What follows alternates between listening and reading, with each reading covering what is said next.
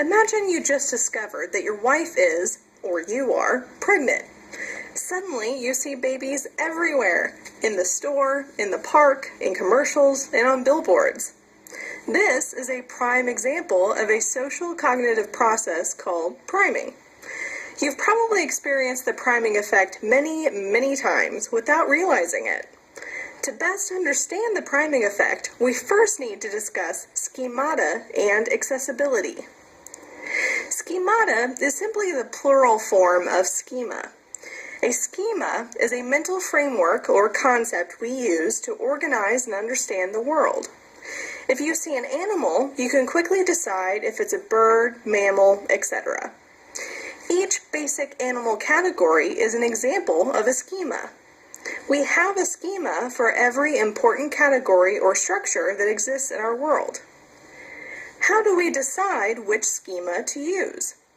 The decision usually occurs below the conscious level and is partially determined by the level of accessibility, which can be defined as the ease with which a schema is brought to mind and used to make judgments. A schema that is highly accessible is more likely to be used than one that is not highly accessible. For example, imagine you were walking along a forest trail and thinking about bears. If you heard a growl and saw a bush moving, you are most likely to assume that a bear is close by rather than a dog. A schema can be highly accessible all the time.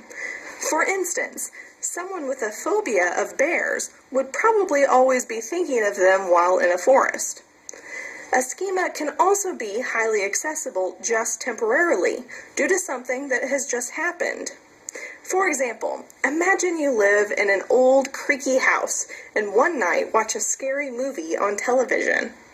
When the movie ends, you go to bed but lay awake, unable to sleep because of the noises echoing throughout the house.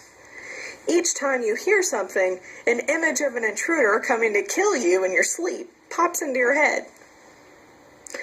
Just like seeing babies everywhere when you are pregnant, this is another example of priming, which is an increased sensitivity to a particular schema due to a recent experience.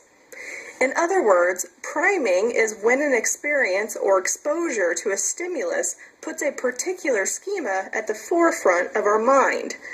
When this in turn influences our judgments and decisions, it's called the priming effect.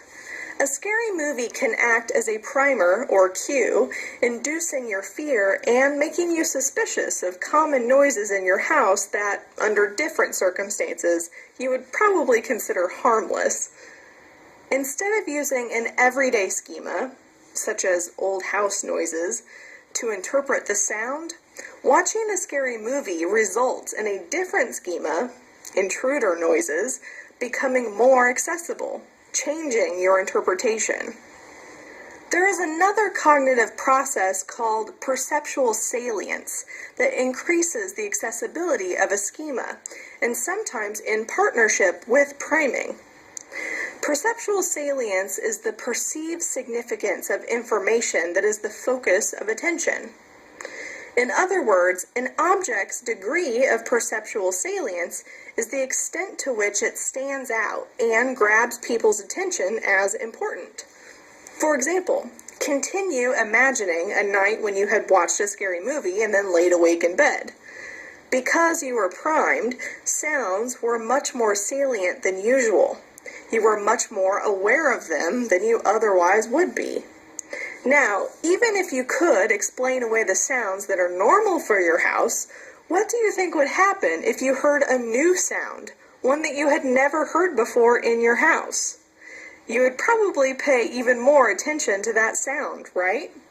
It would have an even higher level of perceptual salience than the other sounds in your house, and make the intruder noises schema even more accessible. In summary, priming is an increased sensitivity to a particular schema due to a recent experience.